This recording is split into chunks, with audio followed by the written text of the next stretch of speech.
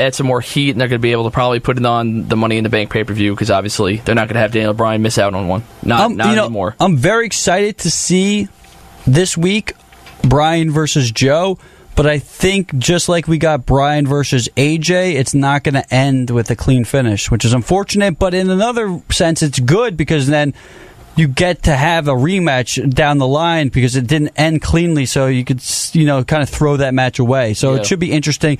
And speaking of Big Cass, PW Insider is reporting that Big Cass is slated to be back on the road with the SmackDown roster after being pulled from last week's episode of SmackDown Live due to a potential leg injury. And he was also, I guess, off the European tour as well. Anything else that you guys could think of? Anything from 205 Live you want to talk about, or NXT? I honestly didn't watch 205 this week. I think this week's 205 Live, it's going to be Buddy Murphy and Cedric Alexander. That's right, yes. Which apparently everyone's saying is going to be like one of the best matches. 10 o'clock, you got Buddy Murphy taking on Cedric Alexander for the Cruiserweight Championship. I totally forgot about that. Yeah, awesome. Right. That'll be a gem. Yeah, they were saying that's going to be probably one of the best matches. Who's going to win? For the Cruiserweights. If you just had to choose, I'm going Cedric wins, because I think he needs to have the title for a little longer. Because this is WWE, and we're in Cedric Alexander's hometown, and they always do that. If you're the hometown hero, you will get screwed over. Like Bailey. Is this not taped? No, it comes on right after the 205 Live. Yeah. Okay, never mind. 205 Live. Got it. Come on, not 205 tape.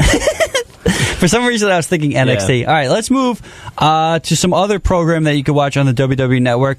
Tonight after Raw, I'm interested to see this documentary on the life of Bruno Sammartino that's going to air directly right after Raw.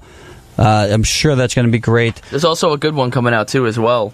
NXT announcer Mauro Ronaldo. It came out already. It did? Yep. 25th, I think, came out, right? Yeah. I listened to an interview on it. But still, I'm interested to see check that. it out. I heard great things about it. I've only heard great things. What's it on, Showtime or HBO? Showtime. Okay, yeah, so I'll check that out as well.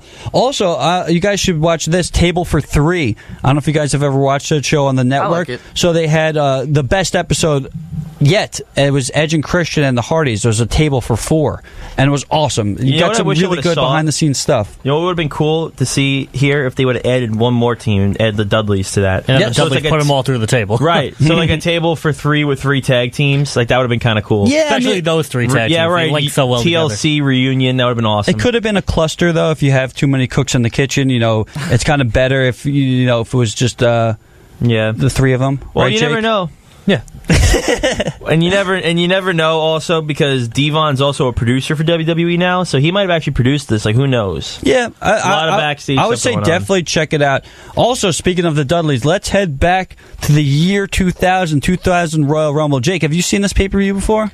We were actually watching highlights of it before. I remember it a little bit. The Mick Foley and Triple H match, one of the best matches. Yes. One of the best matches Foley has ever... What? Cactus Jack. Cactus Jack. Bang, bang, it's one baby. of the three faces of Foley, but bang, still, bang. It's one of the best matches Cactus Jack has ever wrestled in his career, I think. Yeah, definitely. I mean, it's up there with some of his work with Vader and Sting from WCW, and him and Triple H had a great rivalry. But let's start from the beginning, and we're covering the 2000 Royal Rumble. I recommend you guys should check this out on the WWE Network if you haven't seen it. Next week, we're going to be covering the 1997 SummerSlam, so that took place in New Jersey, and that's, of course, the famous show where Stone Cold Steve Austin broke his neck, but we'll talk about that next week. So this week, Taz, he defeated Kurt Angle by submission in the opening match, and this was Taz's first match in the WWE, and it was an undefeated Kurt Angle at the time. And the funny thing about this was, Kurt kept on claiming it was an illegal chokehold, but this was a great debut for Taz. The crowd in New York was electric. It's Taz's home city, and all in all, a great debut. Joe, any thoughts on the match? It was a solid match to watch. I loved later on when they would go to Kurt Angle, and he was like, "It was illegal.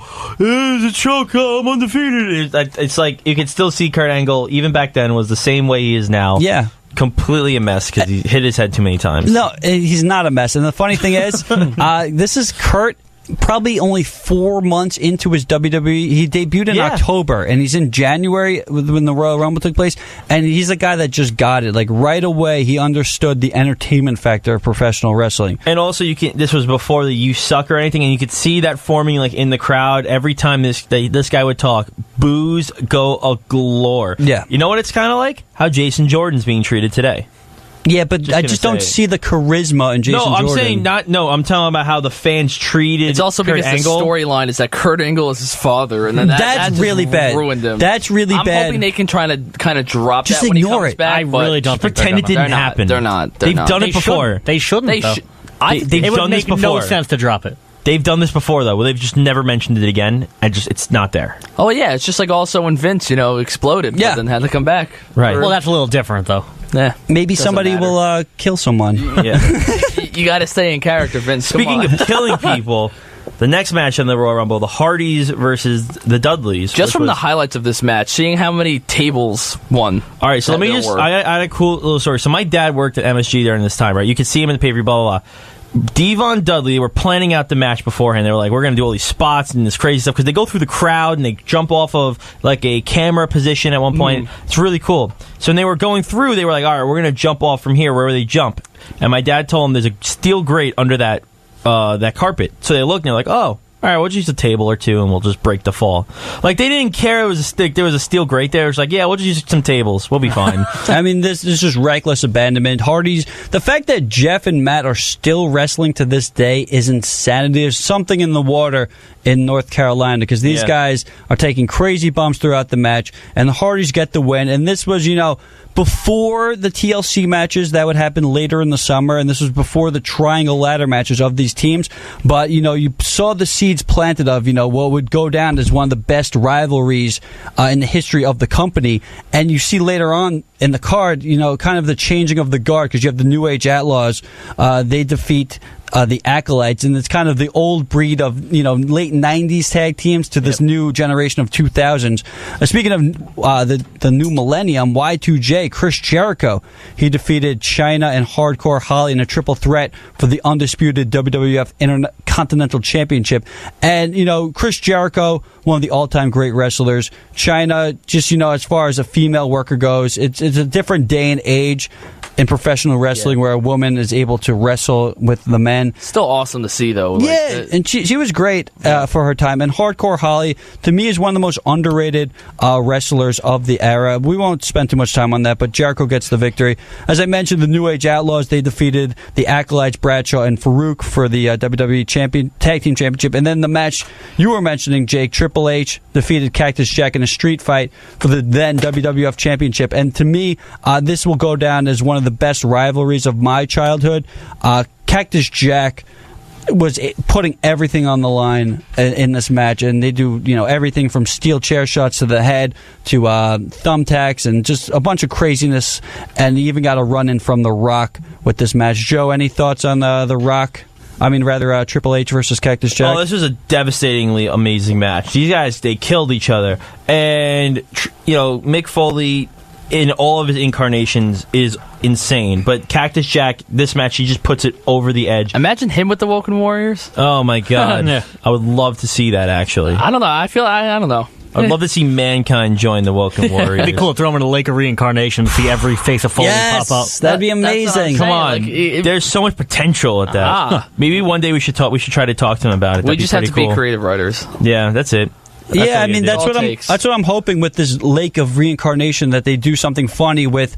We mentioned earlier The B team, because they have a couple of different personas as well. Yeah. And the main event of the Royal Rumble was obviously the Royal Rumble match, and The Rock went on to win this one, but not with some controversy because the next pay-per-view, the Big Show, would show footage of The Rock's feet actually hitting first. So this would end up becoming a four-way match at WrestleMania. It was the Big Show, The Rock, Mick Foley, and Triple H, and it was a pretty lackluster main event for WrestleMania 2000, but as far as the 2000 Royal Rumble goes, one of the all-time greats. So if you haven't seen it, check it out. And like I said, next week we're going to be covering the 1997 SummerSlam, which took place in New Jersey. It was the first WWF pay-per-view in New Jersey ever, so definitely check it out on the network. Some other stuff that happened 22 years ago, on Memorial Day in 1996, Scott Hall rejoined WCW, and this would be the formation of the NWO within the next couple of months.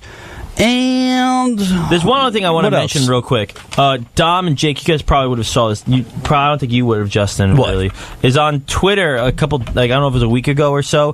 WWE was like, happy anniversary to the curtain call.